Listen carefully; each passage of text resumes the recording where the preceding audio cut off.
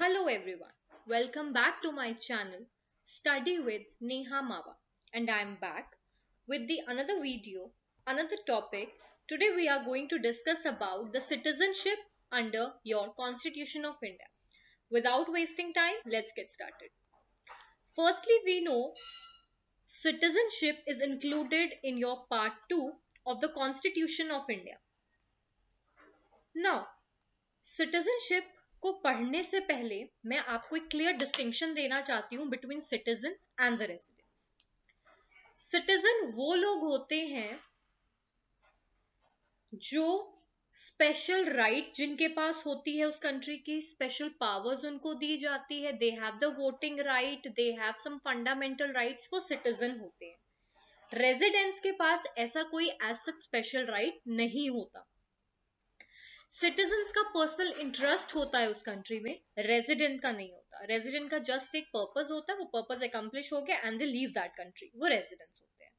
Citizens वो होते हैं जिनका पर्सनल इंटरेस्ट है उस कंट्री में, those who are living in that particular country with their own willingness and with own interest in love. Now article 5 जो है, हम बात करेंगे citizenship at the commencement of the constitution की, कि सिटीजनशिप जो होता है वो एक्चुअल में कैसे स्टार्ट होता है।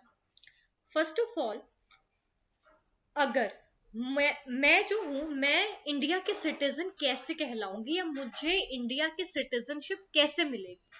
पहला, या तो मैं इंडिया में बॉर्न हुई होनी चाहिए, या मेरे पेरेंट्स इंडिया में बॉर्न हुए होने चाहिए, या फिर हम ऑर्डिनरली रेजिडेंट है इंडिया के for not less than 5 years। 5 साल तक हम इंडिया में रहे, प्रॉपर तरीके से रहे, अपने इंटरेस्ट के साथ रहे, तो भी हम इंडिया के सिटीजन माने जाएंगे। बट इसमें याद रखना, आपका मोटिव नहीं होना चाहिए कि ये खत्म होने के बाद 5 साल बाद आप शिफ्ट हो जाओगे। No. Then we have article 6 जो बात करता है right of citizenship of certain persons who have migrated to India from Pakistan. अब आपको पता है पार्टीशन के टाइम पे क्या हुआ था, कई लोग इंडिया से पाकिस्तान चले गए, कई पाकिस्तान से इंडिया आ गए। तो कॉन्स्टिट्यूशन के कमेंस होने के बाद जो पाकिस्तान से इंडिया आए, will they be considered as the Indian citizen? Answer is yes, but certain circumstances में होते हैं। कैसे? पहला, जो लोग पाकिस्तान से इंडिया आए हैं, सबसे पहले उनके पेरेंट्स या ग्रैंड पेरेंट्स इंडिया में बॉर्न होने चाहिए और वो इंडियन होने चाहिए। सेकंड, जो माइग्रेट हुए हैं, बट वो माइग्रेट कब होने चाहिए पाकिस्तान से इंडिया? बिफोर 19 जुलाई 1948।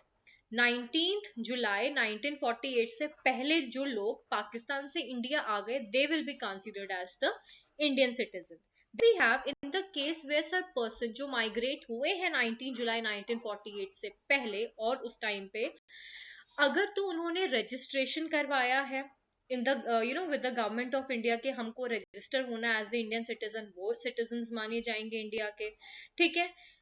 प्रोवाइजो यहाँ क्या बोला है कि provided that no person shall be so registered unless he has resident in the territory of India for at least 6 months immediately preceding the date of the application. समझो, दोबारा बताती हूँ।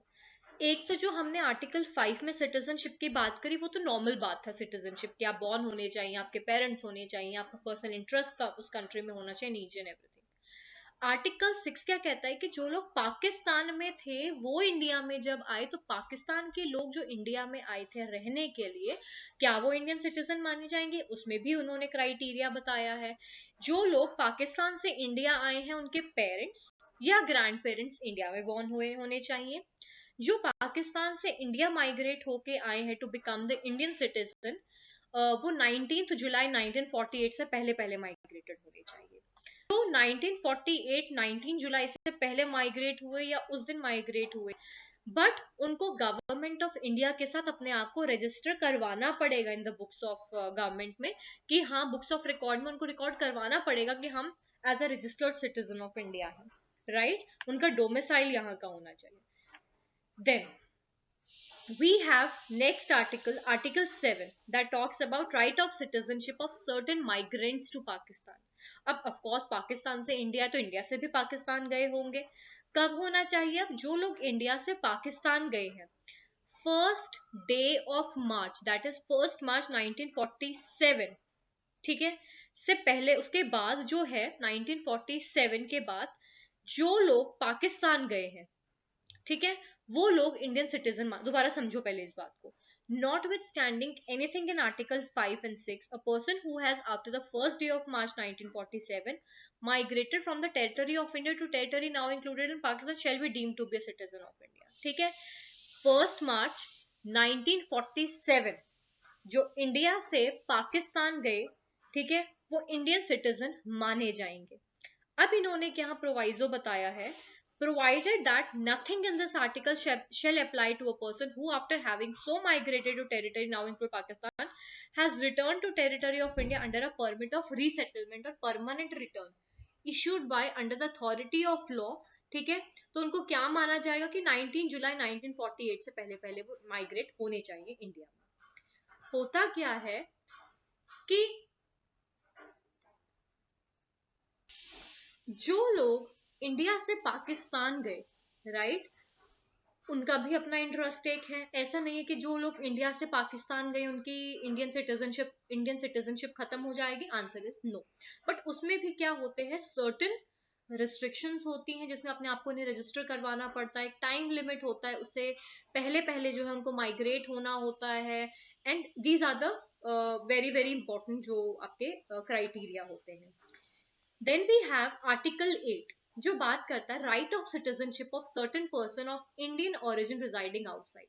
कहीं ऐसे होते हैं, एनआरआईज होते हैं जो of course non residents of India है, जो इंडिया में बॉर्न हुए होते हैं मगर वो फिर बाहर चले जाते हैं परमानेंटली। और ऑफ कोर्स अब आप क्या कर सकते हो, अब एक साथ तो सिटीजनशिप नहीं ले सकते कहीं भी, अगर आपने बाहर के सिटीजनशिप ली है तो आपको इंडिया के सिटीजनशिप छोड़नी पड़ेगी, कहीं वॉलंटरी छोड़ देते हैं। फॉर एग्जाम्पल अगर मैं कहीं फॉरेन कंट्री में जाती हूँ, ठीक है, तो मैं वॉलंटरली जो है वो मैं छोड़ देती हूँ इंडिया की सिटीजनशिप की, मैं बाहर चली गई तो मैं छोड़ दूंगी, ठीक है, ये सब चीजें होती है। अब इसमें क्या पढ़ा एक बार पढ़ते हैं। Not with standing anything in article 5 any person who और आइदर ऑफ हुज पेरेंट्स या ग्रैंड पेरेंट इंडिया में बॉर्न हुए हैं, ठीक है, या जो रिजाइड कर रहे हैं इंडिया में, तो वो इंडियन तो माने जाएंगे, सिटीजन ऑफ इंडिया माने जाएंगे, जो रजिस्टर्ड है थ्रू डिप्लोमेटिक और रिप्रेजेंटेशन ऑफ इंडिया वो तो माने जाएंगे, ठीक है, अनटिल एंड अनलेस जब तक आप क्या करते हो, अपनी जो सिटीजनशिप का राइट है वो वेव ऑफ नहीं करते। Then we have Article 9 that says person voluntarily acquiring the citizenship of a foreign state not to be citizens। वही मैंने बात करी, जो लोग इंडिया छोड़ के फॉरेन सेटल हो जाते हैं तो वो इंडिया के सिटीजनशिप वॉलंटरली छोड़ देते हैं और वो फॉरेन की सिटीजनशिप जो है वो एक्वायर कर लेते हैं। Then they are no longer the citizens of India. Then we have Article number 10 that says continuance of the right of citizenship. It says every person who is or is deemed to be citizen of India under any of the foregoing provision in this part subject to provision may be made by parliament continue to be the citizen। कि आपका जो citizenship का right है वो continue चलता रहेगा, कोई भी आपका सिटीजनशिप छीन नहीं सकता, राइट, और एक से ज्यादा सिटीजनशिप आप नहीं ले सकते। अगर आप इंडिया तो आप इंडिया के सिटीजन हो, चाहे आप कहीं भी स्टेट में रह रहे हो। And the last is article 11 that says parliament to regulate the right of citizenship by law. Citizenship कौन रेगुलेट करता है, पार्लियामेंट करती है। पार्लियामेंट के पास ये पावर होती है to regulate the laws related to the citizenship. Then okay, तो ये आपका आर्टिकल 11 तक थे। अब इससे पहले ये तो आपका सिटीजनशिप यहीं खत्म हो जाता है। इससे पहले मैं आपको बताना चाहती हूँ कि सिटीजनशिप हम किस किस तरीके से एक्वायर कर सकते हैं। पहला, बर्थ के थ्रू, डिसेंट के थ्रू, नेचुरलाइजेशन के थ्रू, रजिस्ट्रेशन के थ्रू और इनकॉर्पोरेशन ऑफ अ टेरिटरी के थ्रू। सबसे पहले जब हम बात करते हैं बाय बर्थ, वो कह रहा है कि anyone born in India on और बिफोर और after January 26, 1950 automatically acquire the citizenship। जनवरी 26, 1950 के बाद जो भी इंसान बॉर्न होता है वो सिटीजनशिप इंडिया का ही माना जाता है उसका। By descent, children of Indian citizen who are born outside India can acquire the citizenship. फिर आता है रजिस्ट्रेशन के थ्रू, वो ये कह रहे हैं कि जो फॉरेन नेशनल है जो इंडिया में रह रहे हैं सर्टेन पीरियड ऑफ टाइम के लिए, ठीक है, अगर वो रिक्वायरमेंट जो है वो मीट करते हैं to be a citizen of India, तो वो रजिस्टर कर सकते हैं अपने आप को। बाय नेचुरलाइजेशन का मतलब क्या होता है कि जो फॉरेन नेशनल है, जो इंडिया में रह रहे हैं, स्पेसिफिक रिक्वायरमेंट उनकी फुलफिल हो रही है, रेनाउंस देयर करंट सिटीजनशिप, वो अप्लाई कर सकते हैं नेचुरलाइजेशन के, जिनका पर्सनल इंटरेस्ट है to be in that particular country. फिर नेक्स्ट आता है by incorporation of territory, people who become residents of a territory that is incorporated in India are granted citizenship. अब मैं को इंडिया का सिटीजन बनना है, जब मेरा सिटीजन इंडियन मतलब जब मेरा इंडिया में कोई पर्सनल इंटरेस्ट है, ठीक है, मुझे इंडिया में रहना बहुत पसंद है, मेरा पर्सनल इंटरेस्ट है इंडिया में रहने के लिए, तो I can go and I can apply for the citizenship in India. But जब मेरा कोई पर्सनल इंटरेस्ट ही नहीं है गुड फेथ में, तो मैं इंडियन सिटीजन नहीं मानी जाऊंगी। Then we have additional information, इसमें क्या है, the citizenship act of 1955 provide the legal framework for acquiring, returning and losing of the Indian citizen. अब जो प्रोसेस होता है एक्वायरिंग सिटीजनशिप का, इसमें क्या होता है, एप्लीकेशंस आपको देनी होती है, इंटरव्यू आपको अटेंड करना पड़ता है और आपके टेस्ट होते हैं। ऐसे ही आपने रजिस्ट्रेशन कर, ऐसे ही किसी को सिटीजनशिप नहीं मिलती है, प्रॉपर इंटरव्यू होता है, इंक्वायरी होती है उनकी, proper face to face application file up होती है, ठीक है, प्रॉपर जो है आपका सिटीजनशिप टेस्ट लिया जाता है that whether you are eligible to be the citizen of India और नॉट, तो उस वे में जो है आप इंडियन सिटीजन बनते हैं। So yeah, this was all about the citizenship. कुछ आपको नहीं समझ आया है, please let me know. Till then, subscribe to my channel, like my video and share with your friends. Have a nice day. Bye.